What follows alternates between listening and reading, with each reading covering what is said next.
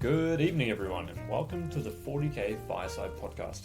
I'm David Gaylord, and I'm joined by my good friend Vic Vijay. Together, we discuss 40k and the meta from our perspective, along with events we've recently been to and those that have got coming up. So come on down to the fireside and listen. Alright, everyone, welcome back. Episode 29. We had a bit of a big one last episode, so we're doing a little bit more chill, a little bit more positive. I've got my good friend Jokull back from the team.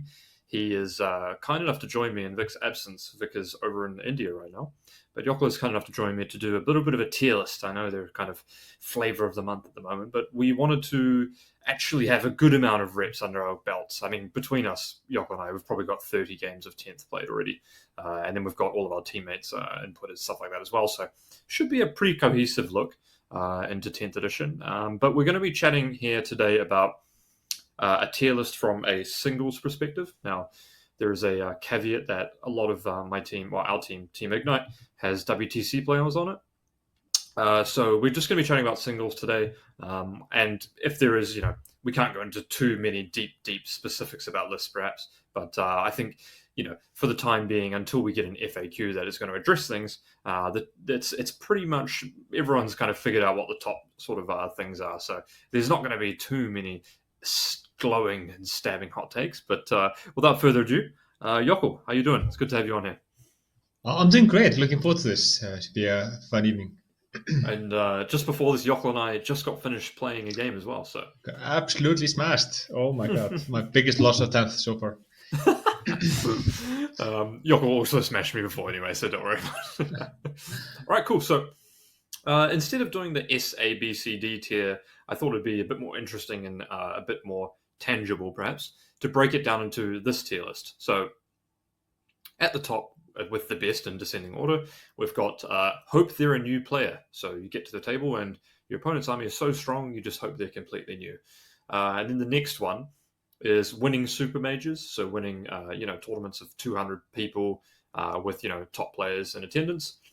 And the next one we have winning GTs, and then we've got winning RTTs, and then we've got losing local store games, and then losing kitchen table games. And then we've got something below that, but I don't really know if anything should be that far down, should it? So we're just going to run through basically most of the factions here today. Between Jokull and I, we've got experience on most of these factions. I think both of us, and in fact everyone, is trying to be working on exploring as many armies as possible, trying to figure them out. So if there is an army we haven't got a ton of experience on, we'll probably just gloss over it a little bit. But without further ado, why don't we start off and Jokull, tell me why, when this army, you're up against it, why you're hoping it's just going to be a new player. The infamous Aeldari, I mean, at the moment they have the most ridiculous data sheet that's been in the game for at least 2 or 3 years, the Wraith Knight, which deletes anything and is insanely hard to kill and can see through obscuring and do a devastating amount of mortal wounds but then people are now looking at, okay, if this is nerfed, what then? And they will still be at least top 2 if the Wraith Knight is completely wiped out. It seems to me to be about where the Votan Codex was before the first nerf. Like 300 points 200-300 points more stuff in value than the next army after. Yeah. And Jokull's saying 200 and 300 more points than the already best army at the given time. So realistically, 700 more points in an average army. There's not too much to do here. It's a bit flogging a dead horse, but I think what's maybe interesting is thinking about if Wraith Knights were removed from the game, where the army would pivot. And it just pivots straight to just continuously strong things like you've got, even like Shadow Spectres are good, Dire Avengers are even good. You've got Warp Spiders are obviously nuts, Fibrisms, D-Cannons, Eldrad, Farseers, Avatar of Cain. Night Spinners as well for Desolation Wrens. It's pretty hard to go wrong with one. So that's why we've got them in. Just hope they're a new player. So if you're in a tournament, just hope that your opponent's a new player. And look, if you do want some advice on how to play Wraith Knights, maybe you're a new player, the point is you jam them into your opponent, You Phantasm on your opponent's turn to move them closer to your opponent's army. You blow all of your fate dice more or less on saves, and they basically become absolutely nigh unkillable. And that's actually the strongest part about them. It's not actually that, well, of course they do an incredible amount of damage, but it's the fact that they're literally unkillable. So, yeah, there we go. But we've got another army here now. This army, I feel, so for context as well, I think there's widely rumors and just to put out there, Jokull and I don't know absolutely anything about what's coming up, FAQ wise or balance change wise, but there is a rumor that there will be an FAQ coming up. There was a rumor that it was going to come out on day one. However, I feel like GW is going to miss the real strength of this army because it's not getting a lot of attention. It's Genestealer Cult, and I'm going to put that straight up. And the next tier, winning super mages. Jokull, go to a deep dive because you've been smashing with this army. Oh my god, yeah. I mean, on paper you have nothing spectacular. You have guardsmen with lash guns, and you have the generic grenade launcher, and you have a seismic cannon, which is kind of like a plasma gun, and you have to actually paint a ridiculous amount of models, especially if you're playing on a clock. So it's a big project. If you just show up with Genestealer Cult, you will do okay, but you won't do great. But there are a few things rules-wise which either are very good or don't work, and almost every single one of them does work. And just to go into very briefly what that is, there's a stratagem that makes you untargetable outside of 12. It's a little bit wonky how it's worded, but people are playing it now like you cannot fire that unit with the initial volley. There's just to clarify, that strat is kind of widely played in our circles as, and I think the WTC FAQ might have clarified this one as well. It's worded as your opponent may select that unit as a target. You can then use the stratagem. Your opponent cannot shoot that, but can retarget another unit. That's how it's played. Exactly. I actually submitted the WTC rules question and got a response today that you cannot target that unit, but your opponent is allowed to retarget into another unit. Another thing is that they regen models. So if you have the neophytes, the generic guardsmen, they regen 3 or D3+3, and the acolytes, the more scary troop choice, regens D3 or 3 flat. So what's very important about this is when the regen happens, it's at the reinforcement step of your movement phase. So what that means essentially is, let's say you have 100-something neophytes, which is very common. 1 or 2 of the units has a few lost, which happens every single turn. You can put those units into reserve.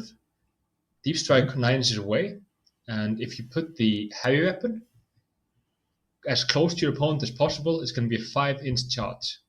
Very valuable to tag vehicles, Desolation Marines, get onto markers, move.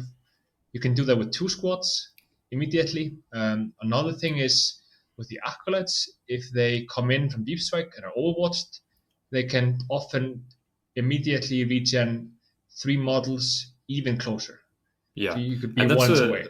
Yeah, that's a really good point there, and this comes up in a lot of now games in which we play, where either I'm playing Desolation Marines and I could overwatch a unit that you've got. Statistically I don't kill it, but then you regenerate the 4 models that really matter, which deal the damage. So very common. These lists kind of look like, for context, guys, they look like 100 neophytes or something, a ridge runner or 2, and then kind of 4 or 5 units of acolytes. That now. We'll get to the acolytes in a second, but the neophytes have kind of seismic cannons, which are, -2 damage, 2 off the top of my head. They're kind of heavy weapons that are going to shoot you from 24. That's the most important part. And they've also got grenade launchers. So about 12 of the models in the 20-man unit don't actually matter. And a lot of times, 16 of those 20 models don't actually matter. So, yeah, it's tough you need to kill them kind of outright, but overwatching them is not always the best answer. Thing is, you can put any gun plus 2 AP, and the army has almost universal ignore cover, and they exploding 6s, and that's fine. But they regen back, and what's so important about that is you put a blip down, and in your opponent's end of their movement phase, you can bring the unit back. And 1 model has to be on marker, and then you can place them wherever in coherency. So a 20-man unit can be 20 or 30 or 35 inches away from the marker, and there's no, that's no problem. Yeah. Once again, to just put this in frame of mind, you destroy a unit of neophytes that your opponent has. They put a blip probably almost sometimes in the literal back corner of their board edge. Then they string out a 20-man brick all the way from that blip, all the way to where the heavy weapons are at the front and need to shoot you again. It's a completely busted mechanic, and this is a really good example of I don't think Games Workshop thought this one through, and it could be instantly changed with just moving the regenerate phase, I air quotes the regenerate phase, moving the respawn part of that army mechanic to be wholly within instead of within, and it would become so much more dynamic. It's not very. It feels a bit bizarre, right? When you can just regenerate your army entirely and string it all the way across the board. I mean, it's absolutely on the lore, but you should need units to be a little bit more expensive than they are right now. But yeah, exactly. Yeah, maybe that's the way of tackling it as well. Just make them a bit more pricey. But me personally, I don't think that's the most broken part of the army. Unfortunately, the army actually has what I consider maybe to be the best weapon in the game. Oh, I know. Which is the demolition charge. Now, it may not sound great. It's a 6-inch gun, one-time use, but Genestealer Colt can multiple times come in within 3 inches of a unit, so they can shoot your demolition charge quite reliably. Now, just run me through the profile on this one, Jokull. Oh yeah, it's a D6 plus 3 shots blast, so possibly D6 plus 7 if you're firing into 20 warriors, Necron warriors, which happens often. Strength 12, AP 2, damage 2. You very often get an extra AP with a strat for one squad. Against one target, you get an additional extra AP. You always have ignore cover when you come down, and exploding 6s. That unit hits on 5s. They have real 1s to hit, and if you're on a marker, real 1s to wound. And a very common thing is to put the Primus to give them full reals to hit, and you can make them hit on 4-ups. Yeah, it's brutal. So how many demo charges do you get in an Acolyte squad? Is it 4? It's a flat 4, yeah. So just put some perspective. If you're just rolling non-blast, but you often have blast because you're shooting Marines and stuff like that, 10-man squad. Non-blast, average of 7 shots per guy, I'm going to call it. 7 times 4 is 28. 5's re-rolling with exploding 6s. It's probably like 22 hits or something off the top of my head. So like 22 hits at 12, probably -4 equivalent, damage 2. You can table things so quickly with this weapon. It's mental. And strength 12 is like insanely powerful. It means that it's not only a fantastic anti-tank ability, but it's, obviously just, you look at Space Marines and they die. And to talk a little bit about what's good against that is, so they hit on 5s. If you have -1 to hit, you cut a third of the output out because they have double hits on 6s, so it's massive. -1 damage, 100% reduced output. And guess what unit has -1 damage and possibly -1 to hit? That's trusty Wraith Knight every single time. Scumbag Wraith Knight. Yeah, it's a tough slog for all of us. So I've played against Genestealer Colt 3 times now. There are some drawbacks to it. They can't fall back and shoot. That's a really big one. You can break their blips. So if you've got something that can move across the board really fast, you can break their blips. And if you've got stuff that can teleport, it's really good. If you've got infiltrators, really good against them as well. So just regular infiltrators. I'm playing 2x5, so 2 units of 5 infiltrators. And I'm someone who usually doesn't like kind of, too much kind of utility like that. So yeah, I've come to recognize the power of the Codex. It's extremely powerful. I personally think it's the second best Codex in the game right now. I think, absolutely there. As soon as people don't bring a lot of Wolf Spiders, they can even beat Eldar. I want to say one thing. So this is a Codex where if you know exactly what you're doing and you have a ton of reps, you're very scary. But this is not as straightforward as many of the other S-tier Codexes where you can just turn up. A thing about this is they don't have fallback and shoot, but good players can get fallback and shoot with some tactics. And what you can do with Genestealer Colt is you have a 20-man neophyte blob, you run forward and you charge. You have very few in the front, so maybe 4 or 5 models. You just take the blows back on guys way far away from the combat and tag your opponent so they cannot charge or shoot or whatever. Then on your opponent's turn, you have the unit stringed out. You remove a single model, putting you out of coherency. So you have to then, at the end of your turn, remove all the models that are out of coherency, that are in combat.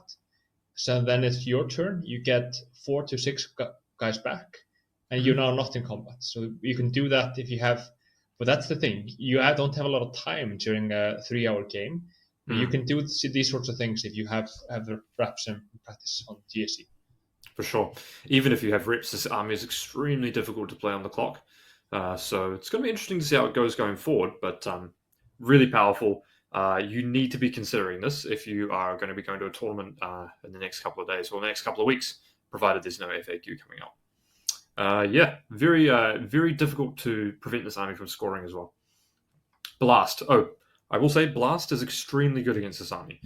You actually need to have Blast to be able to combat this army. In some games that Jokull and I play, I literally table his army, and it's still very much a game. It's a very unique play style. It's quite interesting. There's a lot to it. Very hot and cold. Yeah. Cool. Let's go on to the next one. I've got a bit of experience with this one. Chaos Demons. Now, I'm going to put Chaos Demons at the... We'll see where it goes, but I'm going to currently put it at the low end of winning GTs. Now, I think this is probably contrary to a lot of what some people think. Maybe I'll put it at the top of winning RTTs for now. But this is kind of contrary to what a lot of people are saying. A lot of people have just been nagging on Demons saying, they're so bad. Look at, how much they've changed. But they do have some quite good parts to them. Obviously, Be'lakor makes your army untargetable. And so I think a lot of ways Demons previously played were, pretty dynamic combat army and had a very good scoring mechanism behind that with Reality Rebels. So a good secondary and fast army that can do other secondaries as well. Warp Ritual access too was really good. They've changed a lot.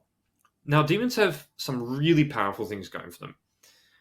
The best part about the Codex, I think, is probably the stratagem where you can pick up 2 Demon units at the end of your turn and re-deep strike them. Now, these kind of movement mechanics in 10th edition I found to just be absolute powerhouses. They enable you to do all your tactical missions almost automatically, which is fantastic. That's what you want. But also they enable you to reposition your Be'lakor and reposition your Flamers as well. So you can potentially flame someone and then have your Overwatch looking at another unit that they've got as well. And those are the kind of common themes that you want to be coming through the game. And, if you go up against a heavy shooting army, sometimes you just say, you know what? I'm going to sit back and just play the tactical secondaries out, and I might get the better end of them, and just play a super defensive game and try and outscore your opponent. You've got some utilities like Lone Operative. Chaos Demons have some of the best Lone Operatives out there. They've got Blue Scribes and the Changeling, which their data sheets are not fantastic, but they're 65 points for a Lone Op, which is a steal, and probably a common theme that we're going to be talking about as well. Lone Operative being very powerful. So I think Chaos Demons have some things going for them. I like lists that are sort of looking like 18 Flamers, 1 Exalted Flamer, Be'lakor. I actually kind of like a unit of Blood Crushers, 1 unit of Blood Crushers. Celesk I kind of like. The Ren Master on the Blood Throne, I think this is a Khorne unit that gives +1 AP damage and strength when you target a unit in the fight phase. He is a monstrous damage amplifier.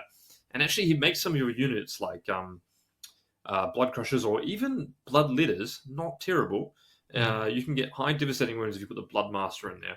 But once again, you just really have to pick your chances. You really have to use them, make sure they're getting in as well. So I think they've got play.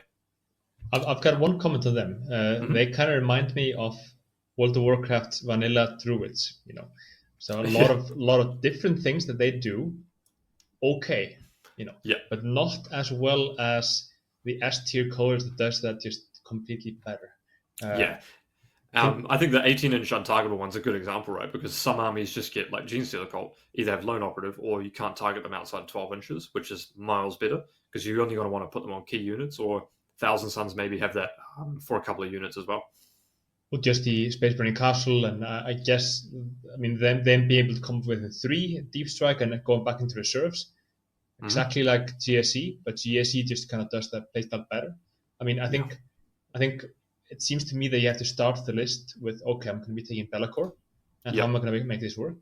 And that's kind of like the resto druids, I think, back in the day. But I think that definitely a mid-tier faction seems to be. Yeah. Let's go on to Adeptus Custodes. Mhm. I actually lost a game to this a couple of days ago to my teammate Brian Sight. Oh yeah. Where are you at on this Codex Jokull? I think they're strong. Mhm. I think they are a little bit below Space Marines. I think they're not in the top 4 or 5, but I think they are somewhere between Space 5 and 7. I think they're very strong. I think they give Necrons a run for the money. They do a playstyle. How I look at it is, if you compare Custodes now to how they were in 9th edition, they just do everything better now.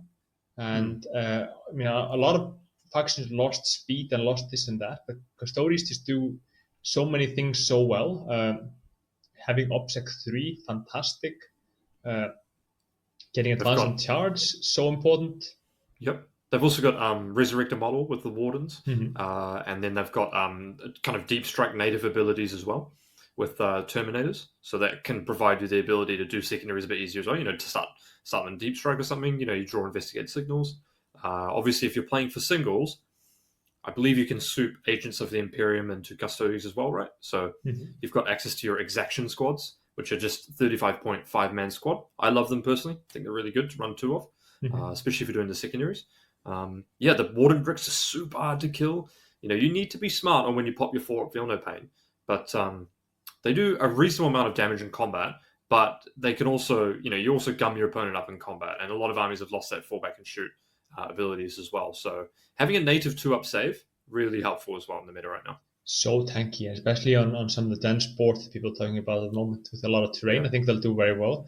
I think to note on them, I think they have very little chance into G-Star Cult, player that knows what they're doing. Same probably into Craft World, unless the board is very, very, very dense.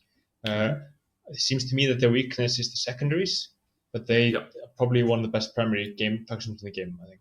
Yeah, the primary is super strong on them. One way to tackle them is also if you've got one of the abilities that reduces the movement and charge. If you like that -2 to move, minus or advance or charge, is a really good way because they only have a few units. If you've got a couple of basilisks, good way of tackling them. Because the secondary play outside there is not fantastic. That's the one way in which they're limited. But hey, if you're a Custodes player, maybe look at reducing that and putting in some agents of the Imperium. Maybe you can get some assassins or something like that as well in there. Help you out with that. Calidus Assassin, I've been seeing a lot of people harping on about that. It's one that can deep strike every turn. And then, that's just really good for doing secondaries. Especially because a lot of the secondaries are kind of do something in the middle of the battlefield in no man's land as well. Oh, yeah. Alrighty. Yeah, Custodes, a lot of people rating them. I'm going to put them in the winning GTs section. Awesome. All right. Should we go on to... Let's go on to our favorite one, Tyranids. Beloved bugs. I'm going to say something right now. Let's talk about Tyranids, assuming that Spore Mines cannot score, because I'm relatively... I hope that Games Workshop clarify that to not be able to score. That's the way they've always been played. Tyranids, Jokull. Have you actually played a game? Have you been inspired enough to put any of them on the table yet? I have not, but I have read the rules, and it's rough, man. It's rough. It's rough beans. They're way weaker than Demons, which is I think the weakest out of the 4 that we've covered so far. Yep. I think they're weaker than they were in 9th, which is saying a lot actually. I mean, not having the advance and charge just makes me so sad. I mean, it's even like you need to have units that are new to make this happen. I guess people will be buying the Leviathan box, and they need a lot of Von Ryan's lictors to make that work. But it's just It's rough. Like, there's nothing to be excited about, I think, at the moment. Yeah. There's nothing to be excited about in this codex, and no datasheet jumps at you and goes, wow, okay, that's got a lot of damage. Or like, okay, that's got blast, ignores cover. Okay, cool. Fantastic. You have to, I think, when we look at its codex's strength, you have to put so much in to get something, to make something work, don't you? And I think that's the theme of some of these top armies, is that they naturally, just the data sheets on themselves, they naturally just are powerful, which is great. Like, a key thing, I think, for me is the coolest models in that codex are the worst to play at the moment. The Winged Hive Tyrant that I spent a lot of time on, and Yep. but just I think another thing, doesn't look fun to play on the table. Yeah. It doesn't. It's and 10th edition is so primarily shooting orientated right now. Custodes being a caveat to that, perhaps. But you don't want to be foot slogging across the board when maybe some of your better units are susceptible to blast also. So yeah, Tyranids were put in the losing local store, and that's probably where they're going to be sitting. Let's go on to Chaos Knights, Jokull. Where do you think Chaos Knights sit? Yokull's been a long-time Chaos Knights fan, by the way, guys. Oh boy, winning GTs? Not a GT yet, but I've won 3 tournaments with Chaos Knights. I meant more accolades than me on Chaos Knights, but would you put them in the winning GTs tier? For I think they're a little bit stronger than Demons, but very very similar. I'd put them in winning RTTs probably. Okay, cool. They're somewhere between Custodes and Demons. Yep, we'll see where it fleshes out afterwards. Yeah. Have you talk about them? Have you played what archetypes have you played? Because there's a lot of ideas floating around for them. So I just threw all the war dogs on the table. I remember 14 or 15, but I just threw them on the table. So we have a running joke with the old codex talking about the Kool-Aid strat, which is a strat to run through walls like the Kool-Aid man. Now every Chaos Knight army just has that. So I think a key difference between the Chaos Knights and the Imperial Knights is the strat to take 2 war dogs that can now functionally fly. You can run through walls, through units. You can use this in the movement phase and then again in the charge phase. It can be 2 war dogs, 1 big knight. A key thing is that you can only take each of the war dogs 3 times. So you would not be able to take a ridiculous amount of the Imperial Knight amateurs, because there's only 2 of them, and now it gets the Morax with the Imperial armor. So you can make a lot of things happen. Key unit is the Brigand, which got +1 to hit, and it's just a very shooty unit. Like, there's nothing broken about the Chaos Knights. There's nothing over the top. Their leadership mechanic is weaker than it was before. But their utility is fantastic. But now it gives them a playstyle where they can play a little bit cagey, fly an amateur onto a marker again and again. They are quite a bit tankier, and a big buff to them was that they don't degrade nearly as much with the movement. Just a solid faction, and I think if some of the other ones come down, they'll be punching up. Continuing. Yeah, I actually like. So I played a game against Arne, our friend, and he was playing Imperial Knights, but he was playing the triple Big Knight, all with the 2-up save, the triple Castellan. I actually think that list is quite good. I think you could win a GT if you played 3 Chaos Knight Tyrants, and you souped in Chaos Demons, for example. Naturally, they soup really well with Flamers, of course, right? Flamers are super cheap for what they do. Great saves, provide you with Overwatch, kind of provide you with a profile you need, which is like maybe something with Overwatch, with a high volume of shots. And these knights with 2-up saves are pretty tough to kill.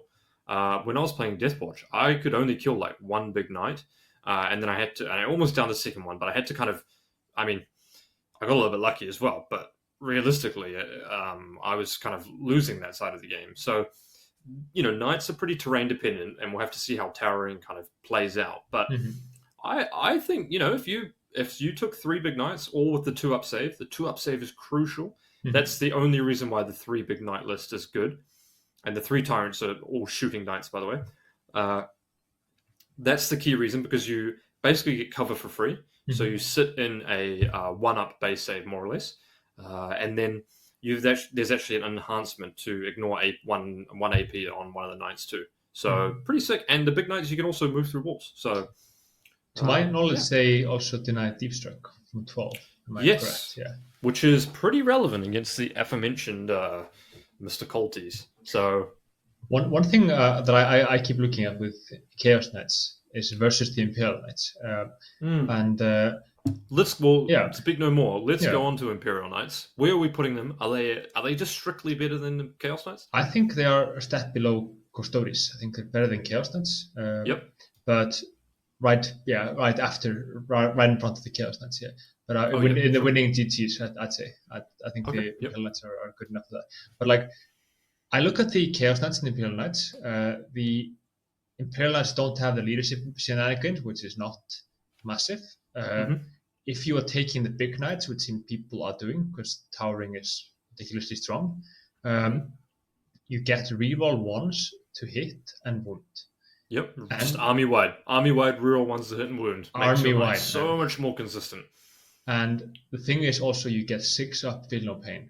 And on these 24, 26 wound models, that stacks crazy, because it's pretty sick. When you make a save, like let's say you were to make 6 saves and functionally be 30 wounds, you could also take feel no pain on those extra wounds. So it's compound interest, if that makes sense to people. Yep.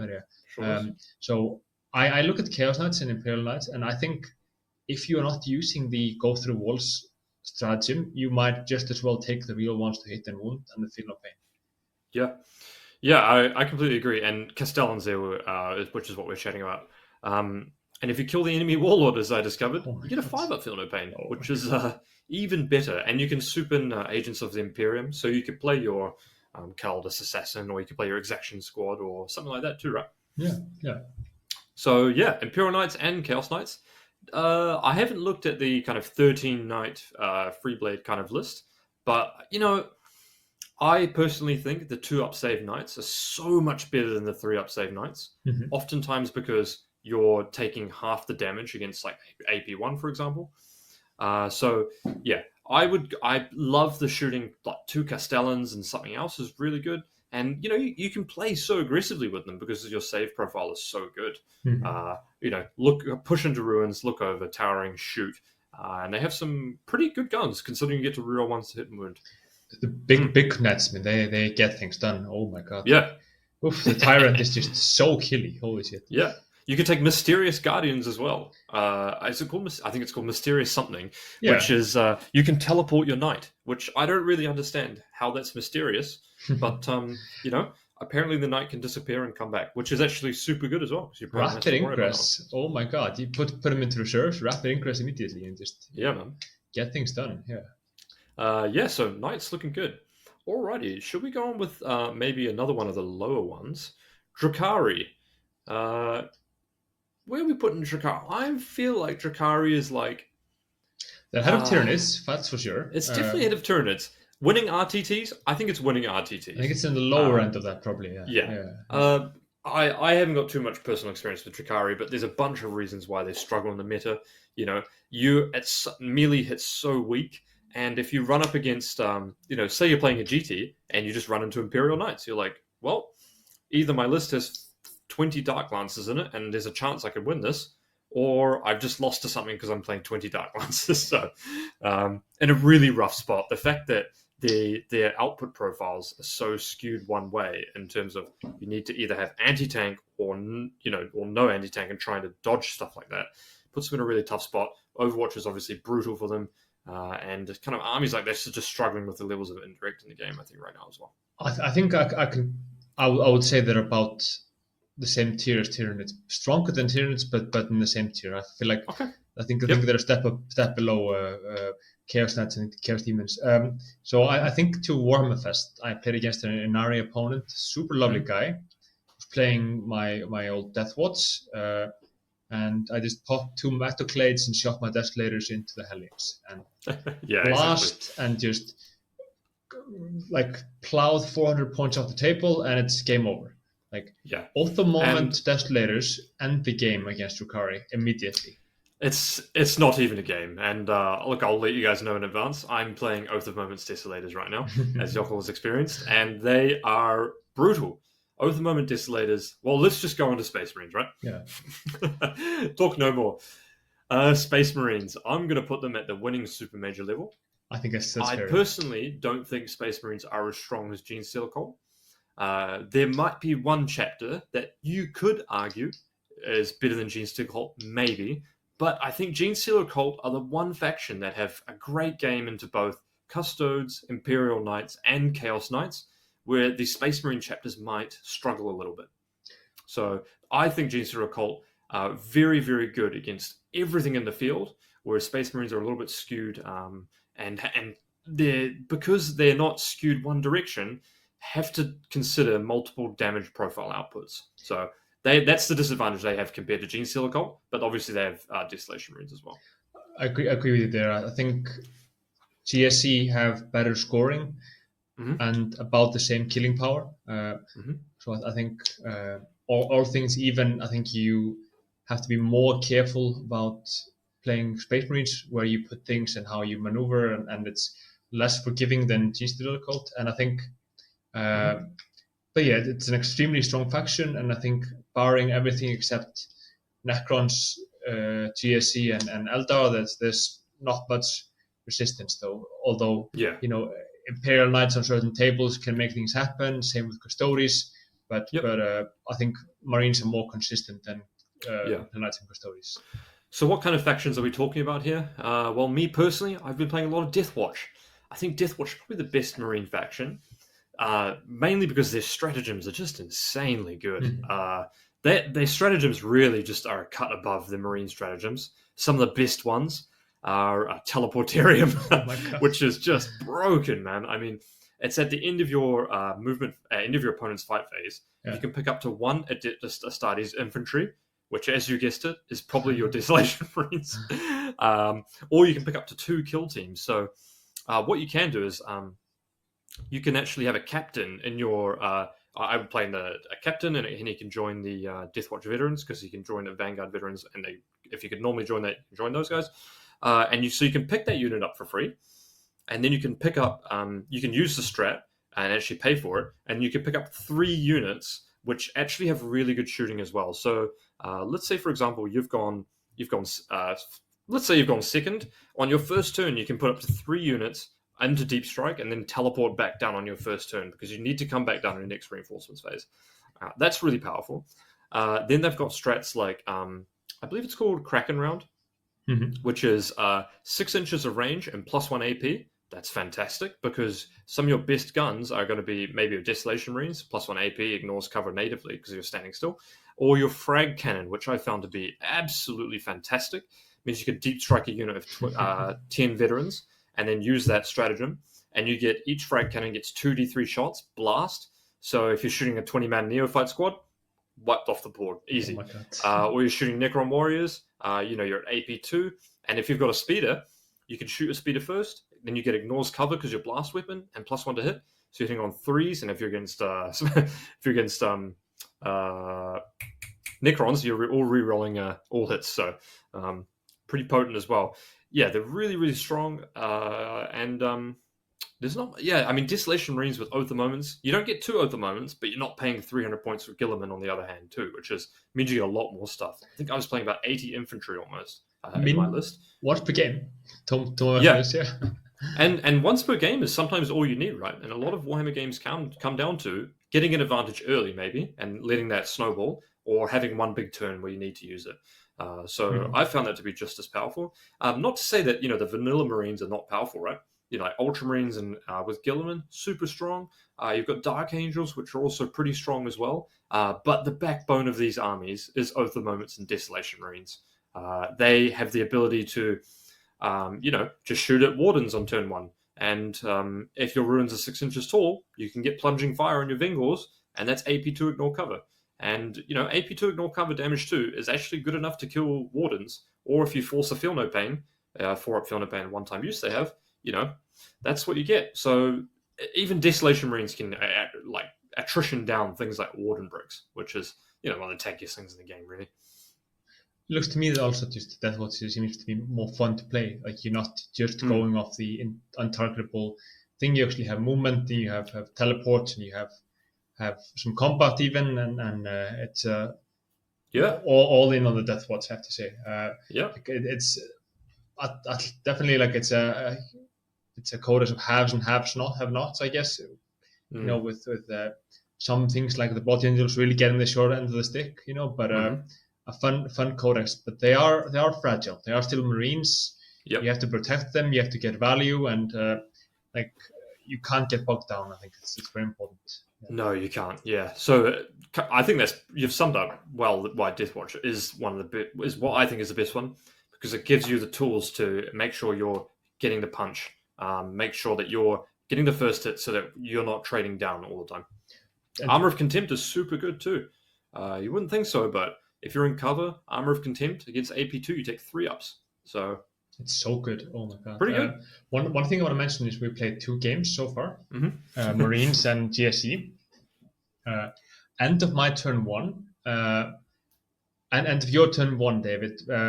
Both times I've been tabled or almost tabled. Everything on the table that's not in reserves killed. Game 1, you were in your deployment zone. I won that game, and then game 2, you were in the middle of the field, and I lost that game, and that's just the difference, I think, between. Yeah, for sure. Yeah, and the GSC versus Deathwatch is it's pretty hot and cold, that's for sure. You either get slapped or you slap. So Marines great, Deathwatch super fun. You should enjoy them. Right, let's maybe go down to one that I've played against a few times. Brian Sipe on our team has been trying to make this one work. That's Tau. I'm going to put Tau at losing local store games. Oh boy. Okay. This may sound harsh, but it's a tough time for Tau. The Tetra, they're called Tetras, yeah. The Forge World unit, where when you guide, you get 4 rolls to hit, has improved it a lot. And now all of a sudden you're fixing a fundamental part of it. They have some strengths, but reminiscent to Tyranids, they're not anywhere near as bad as Tyranids. Reminiscent to Tyranids, you need to make a lot happen to make them work. And if you're playing on a dense board, really rough, because they do struggle with the secondary play quite a bit. Oftentimes, some of their output can be good, but the secondary play is so hard, because either you've got static units like broadsides, or you've got lots of small units or faster units to do secondaries, but can just die to stiff breeze or indirect as well. Do you think it's fair to put them maybe at the bottom of winning RTTs? Are they so bad as losing local store games? I think they are significantly stronger than that. Okay. I think they're at the top of the winning RTT bracket, but really, yeah. You think that? No, I'm not having it. Okay. Oh man. Point of discussion. Yeah. I think we're going to need to see me playing Demons against Brian's Tau. But all right, if you want to put them at the top of winning RTT, no, I'm not comfortable with it. I'll tell you what, I'll put them between Chaos Knights and Demons. Sounds good. Yeah. I think the thing to note on the Tau is they can have just devastating volleys, and like their output is significant, and if you face knights, you are well versed to just take the game immediately. This depends on the terrain and the setup, but Tau have the option of just ending games, even into S tier factions. But it just depends a lot on how it is. They have a good indirect, not as good as Marines, but better than many others. But yeah, they lack in secondary play, and they're kind of inflexible. But in the hands of the right player, I think they can do things, but they're not going to be winning TTs, I think. Yeah, I mean, yeah, it's difficult, because obviously you guys, when we're talking about a lot of the stuff, we're evaluating some of the best players in the world playing them. And I think, just for context on this tier list, we're evaluating the most optimal players playing against the most optimal players. So this isn't to say that you couldn't, if you're an excellent Tau player, go and maybe win a smaller GT. But I think like a skilled Custodes player or Knights player will beat Tau consistently because of the fundamental game plan which they lack, which is the ability to do secondaries very well. I think it comes down to singles and teams. I think factions like Chaos Demons and Tau would, if they had to go over and over into GSC and Craft Worlds, they would not do well. But if they were in a team environment, they might make a top 8. But it's hard to say which of them would. But yeah, exactly. And Chaos Demons you might use for this next faction. Yeah. Thousand Suns. Oh boy. You get the pick on this one. Where do you think this is going as well? I know where I'm going to put it, but I think it's right behind Marines in the winning Super Majors category. Yep. Number 4. Yep. So far. I think it's perfectly fair. We've seen a pretty large diversity of lists on Thousand Suns. I've had a chance to play two games myself. Personally, I've found that the Mutilith Vortex Beast style lists aren't as powerful. The Magnus style lists are not as powerful. I personally would not play Mutilith. I wouldn't play 3 Vortex Beast Magnus type of list. I don't think that's good. Why don't I think that's good? Because it insta loses to Oath a Moment Desolation Race. It really does. It's that Magnus for its price tag doesn't actually do that much damage, I'm afraid. Primarily because Psychic, you need to roll the wound now, and they get saves against it, and you get cover and stuff. It's for his price tag is very expensive. I really like the lists players like Vic and Liam VSL from our team play that are more along the lines of like 40 rubrics, 3 rhinos, Araman, and all that collective play. These guys are really, really good. Some of the better plays are, along the lines of, 10-man bricks of rubrics with the untargetable, 3 untargetable sorcerers. And then you've got maybe 2 more bricks in both your rhinos, all flamers, and then 1 unit with just straight bolters. You can turn off saves, you can reroll the wound, you've got Overwatch there.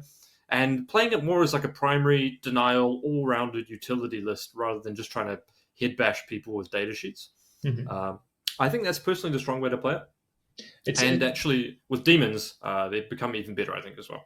It's a toolbox. You can do anything with T-Sons. And I think with just on the first steps of seeing what this codex can do, I agree with you.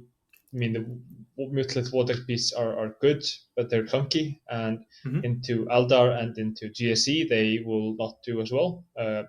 But if you are going to a local game store, you can do very well with those. I mean, having one may be good for that ability, but it's at least in the singles perspective wouldn't be.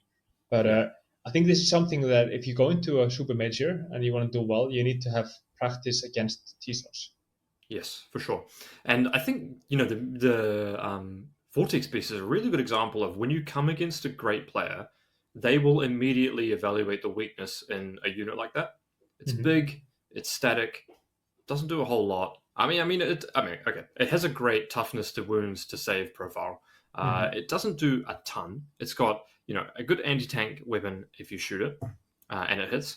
But, realistically speaking, though, it doesn't threaten the chances of you winning the game, because you're just trying to raw bash people over the head with a unit that's kind of undercosted because of its profile. So I want to make one point with this. Like, think if that was a Tyranid unit. Oh my god, that's exactly what they need and don't have. And if you compare any monster in the Tyranid Codex to the Mutilith Vortex Beast, you just become very sad. Yes, it's a unit that is both good in melee and ranged. Yeah, so Thousand Suns, very good.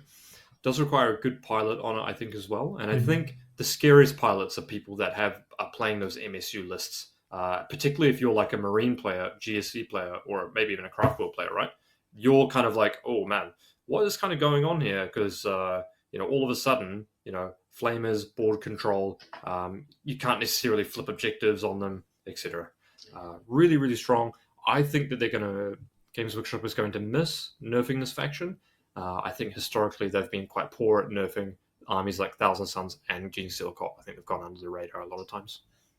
I think you're dead on with the MSU idea. I think if we go to the other side of the Psychic Isle, the Grey Knights, I think a lot of people that played Grey Knights are looking to switch, and I think T-Suns is the perfect army for them to play, because Grey Knights, they're such an exciting codex, but the points just aren't there. I was so excited about the rules, but the points just aren't there. Are we putting this at losing local store games? I think so. Very expensive. I think they're weaker than Drukhari even. Yep. I mean, there's not too much weaker than Drukhari. Okay. Yeah, there's not too much more to say on that one. They're just extremely expensive. They do have extremely good faction rules and abilities. So maybe if they got cheap, they could actually jump more than one bracket, I think, because there's a lot of powerful rules hidden behind that. Yeah, they lack the rerolls. The characters are expensive. You have good melee and you can make things work in melee, but you can't score because you don't have expandable units, and you have the teleport, but it's just when you do it with Marines, you have good units that do a lot of damage, and when you do Grey Knights, you just have units that have low amounts of damage, so they're in a rough spot. But with a 30% haircut, they're looking good, I think. Yeah.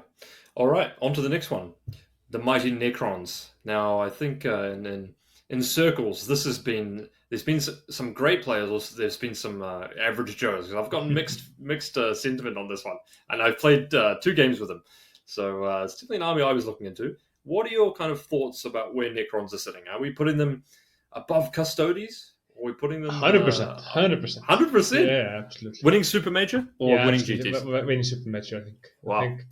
I think to get to the level of Necron, they are as good as they're at least similar to where the Dark Angels were with the ridiculous transhuman.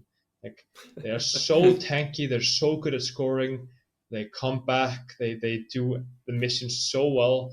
It's a powerhouse of an army. I think they're stronger than T-Sons. I think they're as good or better as Marines. I think they just if you look at their stratagems, they are super busted.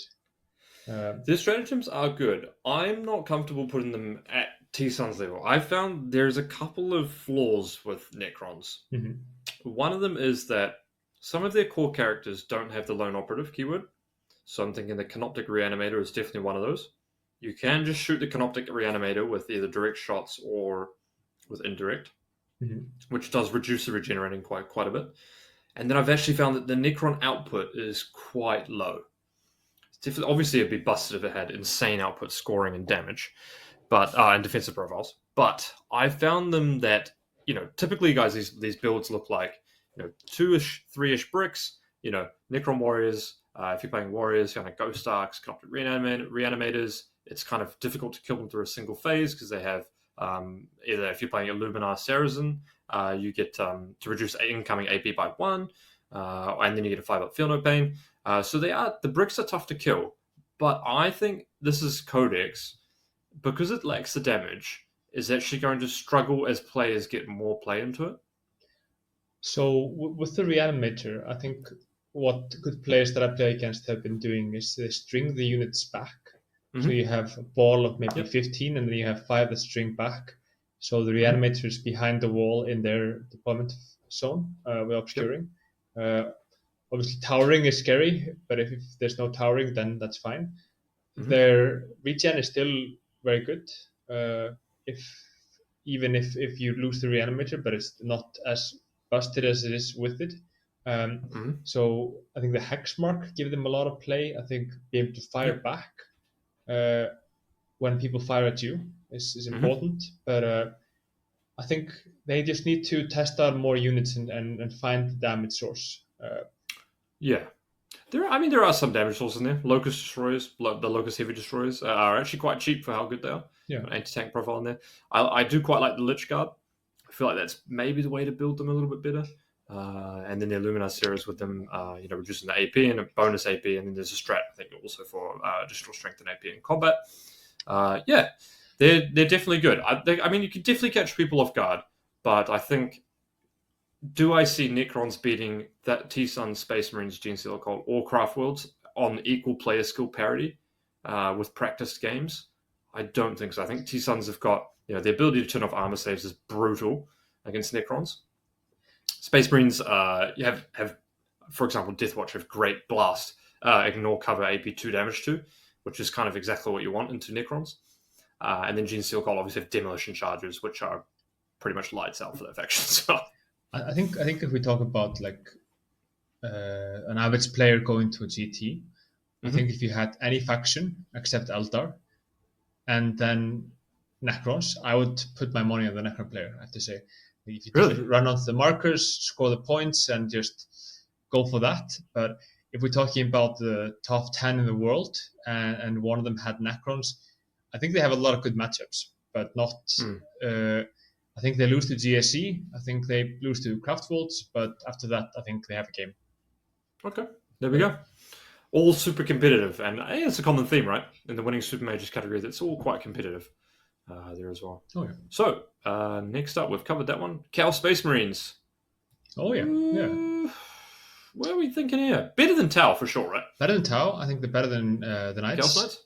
Maybe winning GTs. I think they win GTs. Yeah. I think they're a little bit better than Imperial Knights, but I think they're weaker than Custodes. That's my opinion. Yeah, I think that I could go with that.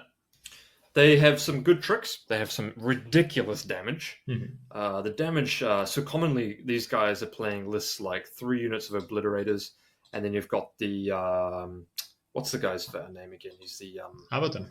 No, the... Cyrus. No, the guy that gives them sustained hits become things. The Hellbrute.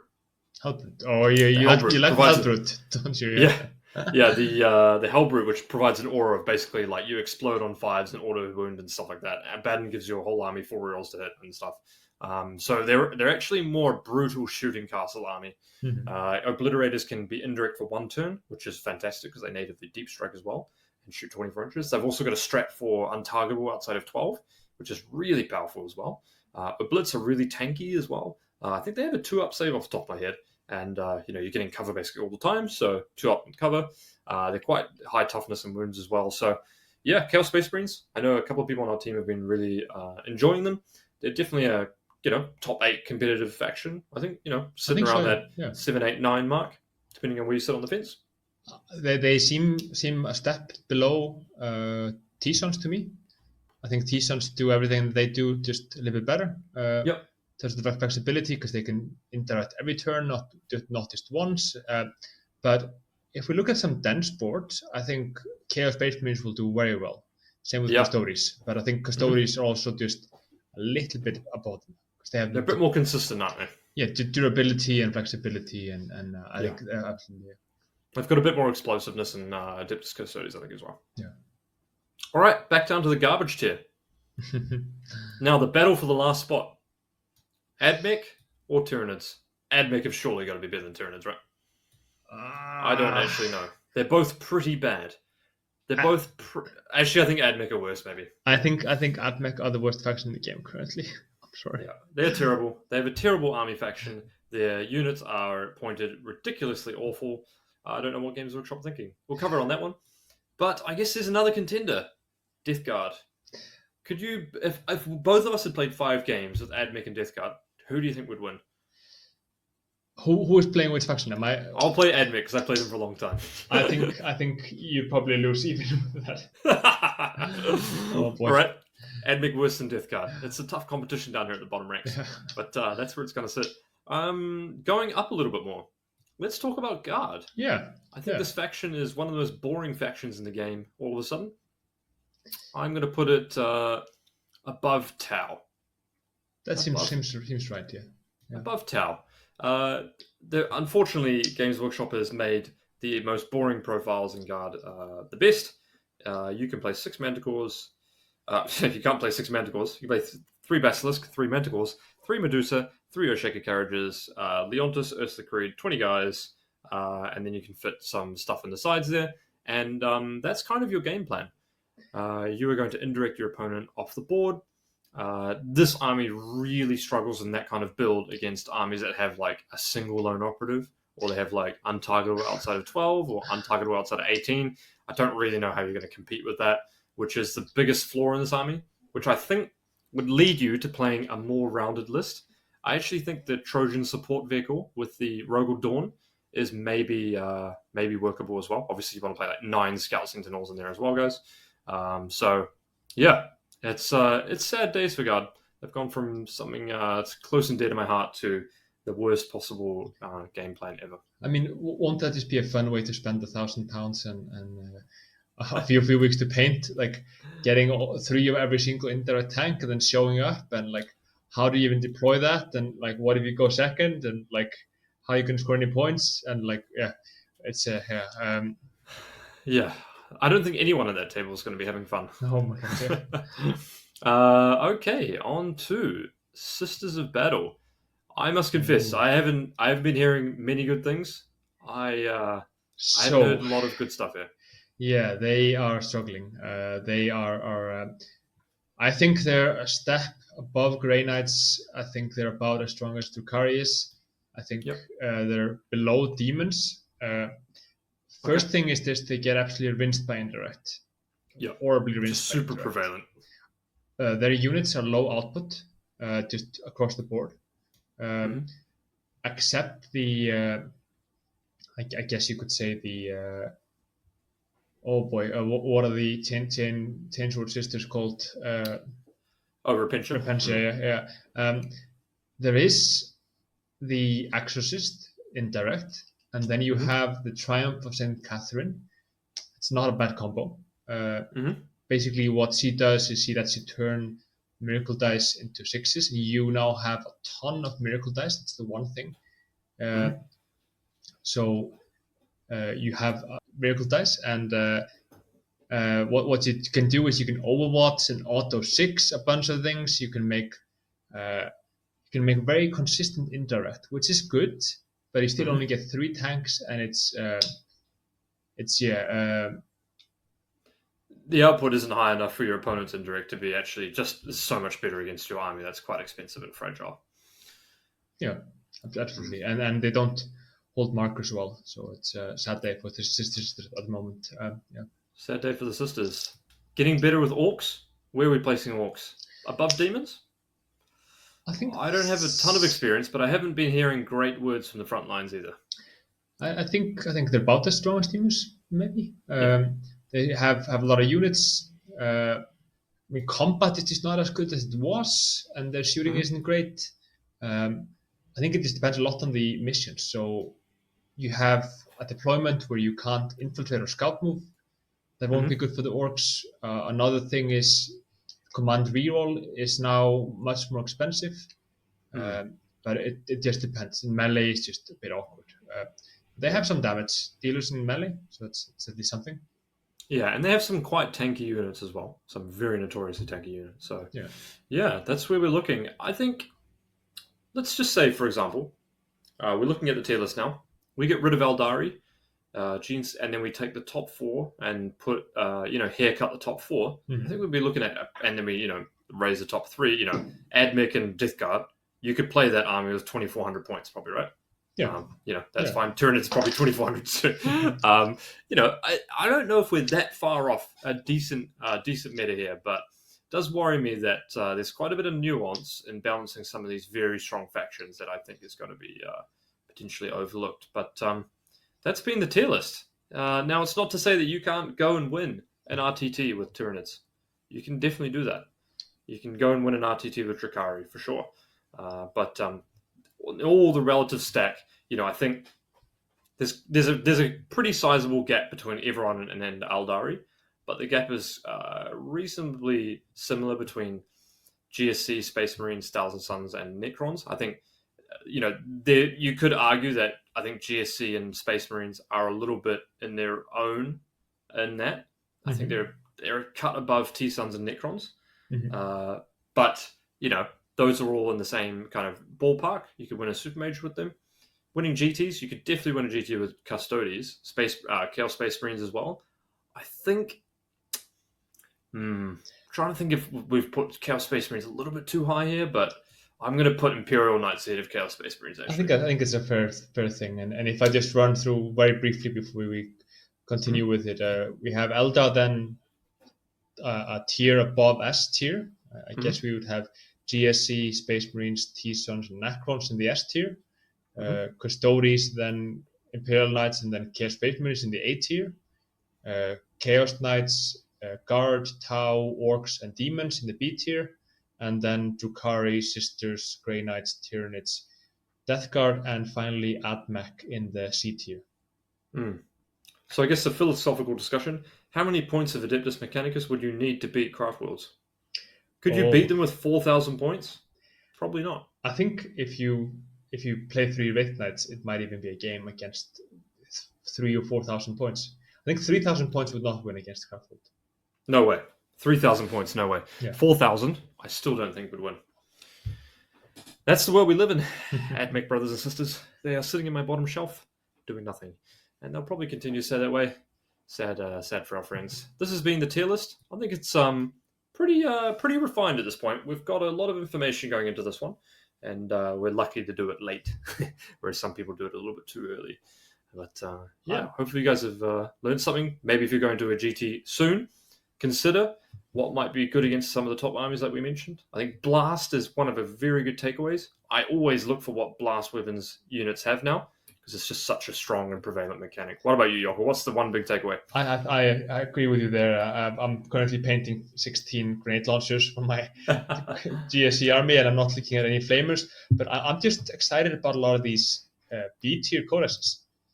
Chaos Knights, Tau, like no problems there. Just a well-designed codex with no ridiculous devastating wound problem or anything like that. I think the lone operative is fine there. I think the Chaos Knights. I want to make one controversial take.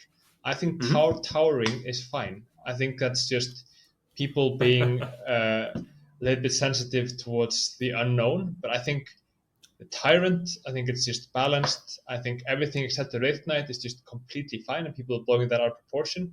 I hope they don't remove towering, because I like playing the big knights, and I think it's a fun way. And like in 9th, you just couldn't, because why bother? Because you could be shot, and you couldn't be shot if you were the amateur or the warlock. So that's fair. I would like to see towering change to where you tow into a ruin, you can see through it. Like the old 9th edition ruins, where you don't have to be wholly within, but at the same time, you'd also benefit from obscuring. I think that would make knights super playable as well. But that's where we live in. Tower away. Tower upon your opponents with your Imperial Knights or Chaos Knights. Go and have fun. This has been episode 29. My good friend Jokull. We'll catch you next time at episode 30. We're probably not going to be doing something special. We'll probably be covering an FAQ that erases everything that we've just said for the last hour. Have a good one, guys.